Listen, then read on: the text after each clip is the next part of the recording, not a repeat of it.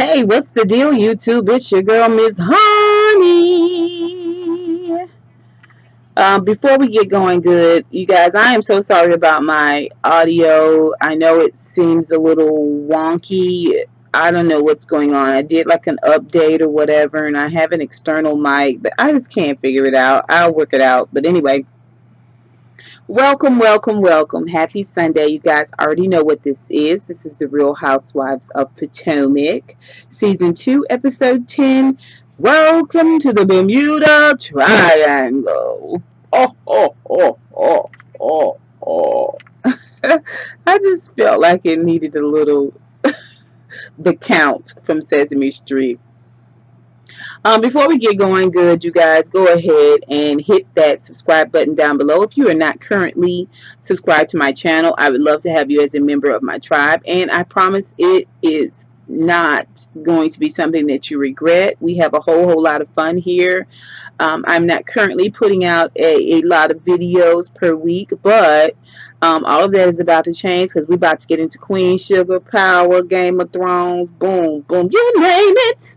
Anyway, so hey, yeah, subscribe, hit that like button. It lets me know, as well as YouTube know, that you like the content that you are currently seeing, that you enjoy Miss Honey's channel. And yeah, as usual, of course, more importantly, comment down below. You guys know I love to banter back and forth. I love the commentary, so please leave a comment down below. And I want to formally thank everyone who has subscribed to my channel here recently. Every time I get a notification that someone has subscribed to my channel, I promise you my day gets a little easier. I brighten up a little bit more because it's so important to me that you guys enjoy the content that I put out. So without further ado, let's go ahead and get into these Real Housewives of Potomac, you guys. It is nothing but a bunch of foolishness going on around here. Let's talk about pre-trip first, okay? We see Gizelle. She's got her kids there laughing and talking. Her mom's going to keep the kids while she's gone. Since her mom is there, mom asks about Kevin, and Gizelle goes ahead and lets her know that she's going to have to curb Kevin. She has to curb him because she can't get him out of the friend zone. Now, we already know why Gizelle can't get Kevin out of the friend zone. One, he's a little fella. And Gizelle is looking for a backbreaker. You know what I'm saying? She's looking for a pipe cleaner. You know what I'm saying? She's looking for somebody who's going to take her there. You know what I'm saying? Yeah, she want her neck, her back, her publicity, and her crack. Yeah, she want all of that done. And Kevin's not a person to get that done. All right? Just point blank, period. Number two reason why he's never going to get out of friend zone is because Kevin don't have enough money for Gizelle. Giselle wants to ball out. All right? And that's one of the reasons why she hates Monique so much. So her mom, you know, basically tells her, hey, if he's not for you, he's just not for you. She already know what Giselle's protocol is. That's why her mama liked Kevin more than she did. All right, so let's talk about Robyn. Robyn's feeding her sons lunch, and they are the most obnoxious, rude, garbage pail kids you will ever want to meet. And it is apparent to me that there is absolutely no one in that house that takes up for Robyn at all with those kids. They are very rarely ever corrected for their behavior, and that is apparent. She acts like she's okay with it, like she just goes along with it, like it's funny to her, but she really don't have any choice because she can't get them to stop, and no one else is trying to. Juan, okay, emotional support. If y'all don't kiss my... Anyway, them bad. I just, mother... How you do all this to keep the family together, keep the normalcy for the kids, and the kids still turn out like a bunch of jerks? Y'all ain't doing this for the children. The children don't even... Anyway, she say, they ask where their daddy is, and Robyn say, he's out playing golf. And they say, he ain't playing no golf. I said, Robyn, girl, everybody know that your man out there tricking off on you. Your ex-husband is out there tricking off on you. Everybody know that. But you, even the children know, Robyn. Anyway, so, yeah. So then we see Karen. Karen's partially moved up out of her house. You know, she sold it last week. And she's on her way to the airport. When she comes back, she'll be going to the new house and not the old house. As you guys know, the new house is about 20 minutes outside of Potomac, which is a little odd since she is Potomac's grand dame. Um, Shout out to Forest Rocks. Also, she gets a chance to tell Ray about Sharice thinking she was gonna be the co-host. Where she get off thinking she gonna be the co-host? I was like, girl, if you don't let that bullshit go, first of all, who cares? It's Bermuda. I will be so lit and so twisted and so crunk and so half naked on that Bermuda beach. Y'all wouldn't have. Yeah, what are y'all talking about? What cameras? They wouldn't be able to film me because I would stay naked. Yeah, it's Bermuda. It's Bermuda, bitches. Anyway, so of course, there's that. Sharice is excited. It's not only her anniversary, wedding anniversary to Eddie, but it will also be her birthday when she is in Bermuda. So she's super excited to get away and just take her mind off of stuff and just celebrate. Ashley is excited about going to Bermuda because it helps her get away from Michael for a second, think, clear her mind, and just do an assessment of what she really, really, really wants to do. So she needs this break as well. Of course, Monique is excited about her trip. She has said she hasn't been on a trip alone by herself, like full on go hard trip since before she was married. So she is excited to turn up as well. And we already know that Monique is sort of she's sort of like a Wonder Woman mom. She handles her kids, she handles her family's business, the whole nine. So she wants to, get up there and turn up, like everybody else. So everybody gets on the plane, loads up, heads to Bermuda, get to Bermuda. First thing the ladies notice is that the sign that the chauffeur is holding up has Karen Huger's name on it and not Karen and Sharice's. So that's going to be one. They get to the hotel. They see their rooms, all very nice rooms, all facing the ocean. It is absolutely gorge. And they are in Ashley's room, minus Karen and Gizelle. It is Monique, I think, Robyn, Sharice, and Ashley in Ashley's room. And Ashley notices that her card on her food basket says Karen's name only. And they mention that once again to Sharice. Now, Sharice, on the bus ride to the hotel, mentioned that her anniversary was the night before, and she texted Eddie and told him happy anniversary, but he didn't respond. And she said, it's okay, I bought my own anniversary gift. All right, so we get to go see Sharice's suite. We get to Sharice's suite, and she has upgraded the room that Karen gave her for a beautiful penthouse, two-level, two-floor suite facing the ocean, and it is magnificent. All the ladies ooh and ah. And of course the question is, will the basket in Sharice's room say Karen's name? Why wouldn't it? She sent a basket to everybody's room. It's really not a big fucking deal. I don't know why we still talking about it. Like, it's starting to piss me off because I can see we need to have a storyline, but it's not that much. Why don't we tell what's really, really going on between Karen and Sharice? Because the fact of the matter is, these two supposed to be classy ladies are really hitting below the belt on this episode.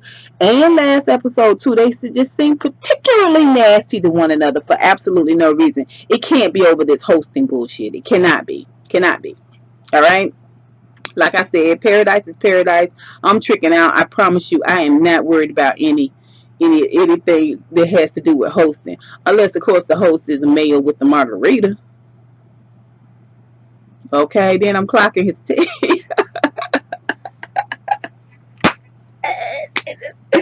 Anyway, so they get to Sharice's room.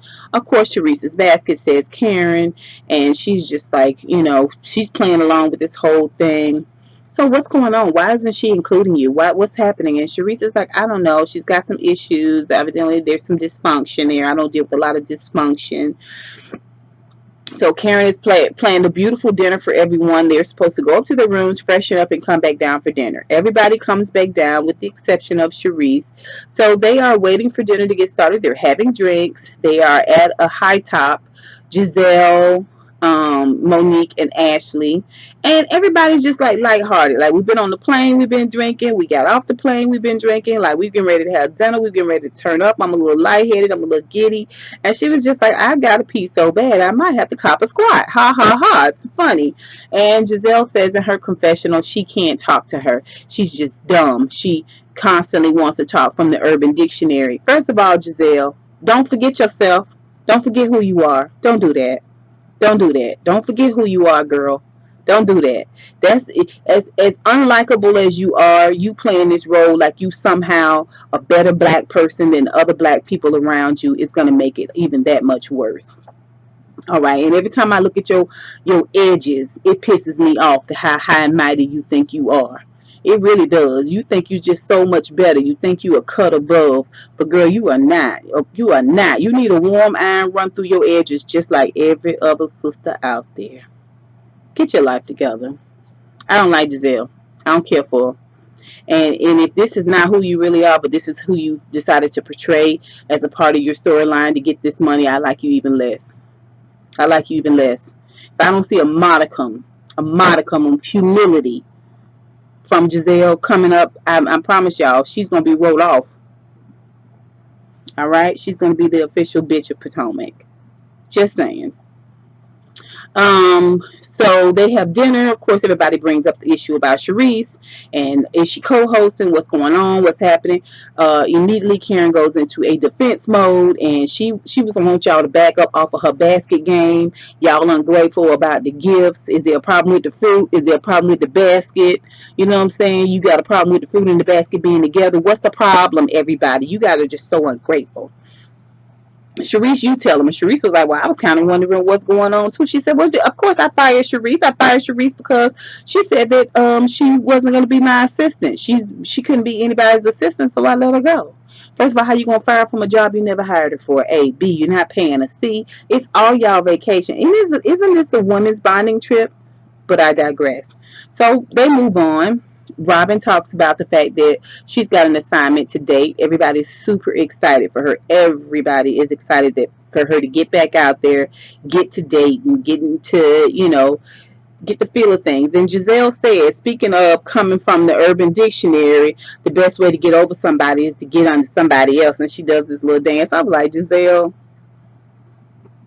see, that's what I'm saying. You old sideways hoe. You old sideways hoe. You are. You want to look down on somebody, but you just as good, if not more. Yeah, girl, you still black. Anyway, so let's see what else we talk about. So we also talk about the fact that Charisse upgraded her room, and it's this really, really beautiful room. It was her gift to herself. And so immediately the Grand Dame says, what you gonna do when you ain't got that money no more? And Charisse was like, that's never gonna happen. It could possibly happen, Charisse, but don't worry about all that. The fact of the matter is that Karen wanted to take her down a peg or two. Beautiful sunset, beautiful trip, beautiful dinner. They head on back to see Charisse's room. They get back to Charisse's room, and immediately Karen pulls Gizelle aside separately from Monique, but she also pulled Monique aside, swears them to secrecy. The next day, they are going to go on a sailing trip with the America's Cup team for Japan. Ray had it set up. Only two of them can go, and they can't tell anyone else. Of course, immediately, Gizelle doesn't know that Monique is going. Monique doesn't know that Gizelle is going. And she tells Karen she votes for Robyn to go. All right. So me, I would have said, why can't we all go? Even though there's only going to be two people participating, why can't we all go? I didn't see the point in separating everybody out. But I guess she wanted this to be the two of them, and hopefully they could work it out. So they all go on back by their way the next day. They learn quickly, Gizelle and Monique, it's going to be the two of them and Karen on this trip to America's Cup. So they're on this bus and they're talking. And it is hostile in the beginning. Gizelle is unmoving and unwavering. She tells her that she would have nothing without her husband. Tells Monique she would have nothing without her husband. And Monique says, well, I think you're jealous of me. And she's like, no, you've got low self-esteem. You always trying to show off for everybody. And she's like, Giselle tells Karen, there's nothing wrong. I don't know why we had to get in this. We've been fine. We speaking, we fine, we cool, no problem. And so Monique says, well, obviously if I think you're jealous and you think I have low self-esteem and all this other bevy of stuff, then there is actually a problem. And that's when Giselle tells her that, you know, you would be nothing without your husband. Really, Giselle? Really? This is why I knew that she wasn't going to work out with Kevin, because Kevin was way too down to earth and Giselle lives in a fantasy land. I'm not really sure what you think is going to happen when Jamal Bryant finally gets completely caught up in the bull crap that he's done, leaving all these babies everywhere and half paying this child support and acting like he don't have the money for child support. It's only a matter of time before he's going to be brought down a peg or two. And your three daughters, okay, your three daughters, unless they have been playing for it, they will suffer because their father will not be making the money that he was making before. So before you point any fingers, Giselle, before you make any rash decisions about who you really think you are and who this other woman is, you better realize that you are really only, just by God's grace and mercy, able to provide for yourself. Your children be provided for. That could be removed like that. And the way you're acting, I almost want it for you so that you can be a little bit more humble. But eventually they go on this trip and there is no apology from Giselle. There is no reconciliation, verbally reconciling, hashing it out, and agreeing between the two of them. They just start talking. Monique is a little nervous because they are on this ocean and she is not the greatest swimmer. She can swim, but she's not the greatest swimmer. And she's nervous, and Giselle sort of encourages her. And at the end, after everything is completed, they've had this wonderful time. They hug. And that is supposed to be the beginning of, I guess, cordial behavior between the two of them. What pissed me off was, and how I am, is you going to have to tell me you sorry. You're going to have to speak up and say that you sorry. You're going to always be in this particular place with me where you can't move ahead. We won't go deeper into the friendship until you apologize, until you acknowledge what you did. And it's important because Giselle has spent all of this time acting like she has no idea why Monique thinks she don't like her. Anyway. So meanwhile, Charisse and Robyn and Ashley go jet skiing, and they're upset that they were left behind. They were upset that no one told them anything. They're upset because it is Charisse's, not only Charisse's birthday, but it is also her day to plan something special for all the girls. And Karen has whisked, I guess, 2/3 of the girls away. Or 2 of the girls away, including herself. And so they talk about it. They hash it out. They also talk about a couple other things. Ashley, her feelings about their marriage, her marriage to Michael, and the restaurant. And Charisse gives her good advice. Is the restaurant worth your marriage, or vice versa? Are you willing to give up one for the other, or do you think you guys can work this out?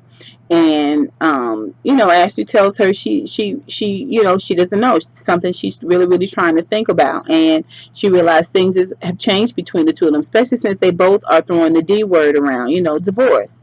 And she tells them that she is not ready to have children anymore because she doesn't know what's going on with their marriage and their relationship. So that's good conversation. We also see where Charisse and Robyn both talk about being separated and divorced and dating again, and how that's going to play out between the two of them. So there was some bonding and camaraderie despite the tension, the dissension that was being caused by Karen. There was some bonding, okay? So we all get back from our prospective trips, and Charisse has brought a makeup artist. Karen has brought, unbeknownst to her, to Charisse, has brought a hairstylist. And even though they are not working together, they seem to sort of be in tandem with this thing. Charisse is getting her face beat. Robyn is getting her face beat. Ashley is up next. Karen's in her room. She's getting her hair done. Well, Robyn is feeling some type of way. She's upset about the fact that, one, her and Gizelle are super close, and Karen would take Gizelle and Monique and not include them, and two, she wants to know what's going on with this whole hosting thing. So she's decided she's gonna bum rush Karen while Ashley's getting her face done. Ashley stays in the room with Sharice. Down goes Robyn. Robyn goes to talk to Karen. She gets there to talk to Karen, goes in, and it all starts out real smooth. But of course, Karen is super defensive. So as soon as she mentions, why would you do this, that, and the third, and take the girls away and not let us know? And Karen just says, why are you worried about that? What is the problem? What is the deal? What are you talking about? I don't understand. What's, and she says, I just want you to know that, this is supposed to be a bonding trip for us all to get along and heal and come together and kumbaya. And you're being a hypocrite because you're the person that's causing the dissension around here. And so Karen is like, you know what, I think it's time for you to leave. And she was like, that's no problem. I'll see you downstairs. But I do want to tell you that you are being a hypocrite. So as soon as Robyn walks out of the room, Karen tells her hairstylist, you know what, she is coming here thinking she all big and bad. But you know what this is? This reeks of Sharice. This reeks of Sha. You know what I'm saying? And that is when the producers say, hey, go ahead and get ready. We're out. They leave out of the room to go and get ready from filming, but they leave the hot mic on. As you guys know, that the hot mic is the cornerstone of all Bravo channels. If you don't know by now, if you are ever mic'd up, if you are ever with someone who is mic'd up and you do not know it, you keep it all copacetic. You don't know if that mic on or off or not, you keep it all copacetic, because Bravo will tape the fuck out of your conversation and play it back for you. And so Karen just goes in and she starts talking about Sharice being a bitch and she thinks she so much because she married Eddie, and anybody could have married Eddie. I think that's what she said. And she said what she don't want is for me to talk about the firemen, and I got pictures. That what she don't want me to do is pull a picture out on that motherfucker. I mean, some of the most, some of the least ladylike things a person can say, a grand dame can say, is what she was saying. I mean, it was pretty vicious. It was pretty bad. And it was not a good look for Karen at all. Next week, we're going to be on the Sunset Cruise. We are going to see it all go down. There will be net worth talk. Okay? And I'm here for it. I'm excited about it. I want us to get down to the bottom of things. But it does look like to me that Robyn is not the only person that's going through financial woes. I think we're seeing all of these ladies struggle to a certain degree where their finances are concerned, and there is a bit of unsurety about what's going on with each of their finances. It's a lot of money haters and gratuitous money spenders on this show, and I can't wait to see the crescendo of it all. Okay, you guys, that is it for me. That is Real Housewives of Potomac, Season 2, Episode 10. Welcome to the Bermuda Triangle. Okay, you guys, without further ado, don't forget to subscribe down below if you haven't already, as well as hit that thumbs up. Go ahead and leave me a comment down below. And until next time, honeybees, mwah!